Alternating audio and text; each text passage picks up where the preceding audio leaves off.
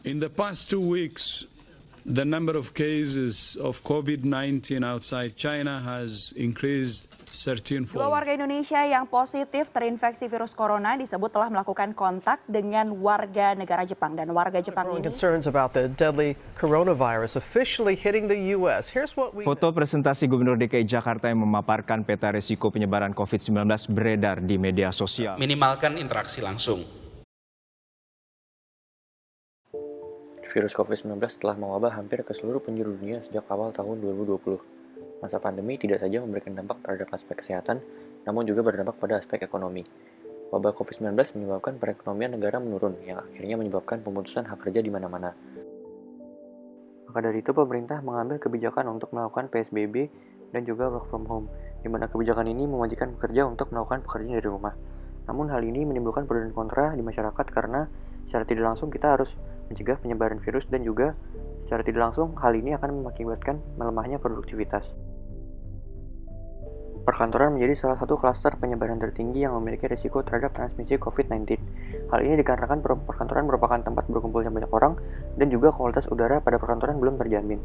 Udara dapat menjadikan suatu kendaraan bagi partikel untuk berpindah-pindah. Berdasarkan studi yang ditemukan oleh Jian Lunyu, penyebab paling memungkinkan dalam penularan virus adalah melalui percikan atau kita kenal dengan droplet. Ukuran dari droplet juga dapat berpengaruh dalam penyebaran virus. Dari kasus yang diteliti oleh Lederchen dikatakan bahwa kelembapan relatif atau relative humidity memiliki peran penting dalam perhitungan umur droplet, dan berdasarkan riset menunjukkan bahwa droplet akan bertahan lebih lama pada masa critical ambient relative humidity atau pada saat RH pada bagian kritis yaitu kurang dari 37% atau RH lebih dari 55,7%. Selanjutnya, terdapat faktor lain yang dapat menjadi indikasi terhadap buruknya sirkulasi dan kualitas udara dalam ruangan, yaitu kadar atau kandungan gas pada suatu ruangan. Menurut King Yanchen, konsentrasi karbon dioksida yang tinggi dapat menandakan sirkulasi udara yang tidak baik.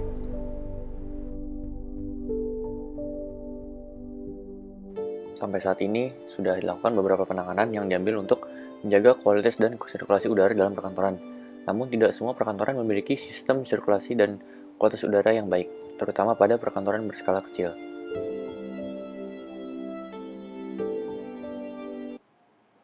Maka dari itu, kami memiliki solusi untuk menciptakan satu sistem monitoring sirkulasi dan kualitas udara secara otomatis dan terintegrasi yang kami sebut Marak Sirko.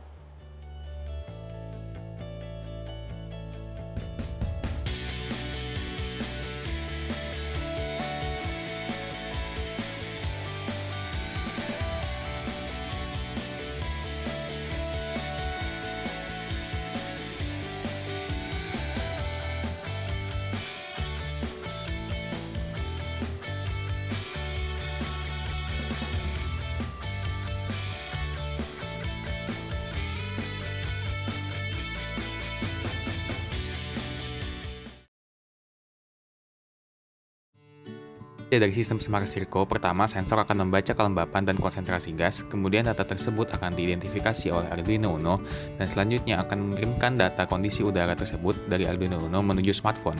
Kemudian dari smartphone akan muncul peringatan kepada pengguna. Dan selanjutnya langkah terakhir adalah melakukan langkah pencegahan otomatis, yaitu kipas yang dilengkapi dengan HEPA filter dan sistem disinfektan. Komponen yang digunakan pada Smart Circle diantaranya adalah sensor MQ135, sensor DHT22, Arduino Uno, kipas yang dilengkapi dengan HEPA filter, pompa air dengan selang, nozzle sprayer kabut 5 arah, relay, dan cairan disinfektan. Berikut adalah rangkaian simulasi Smart Circle pada software Proteus.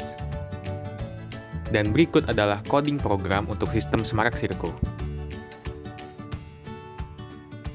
Berikut adalah simulasi Smart Circle pada aplikasi Proteus dan Blink.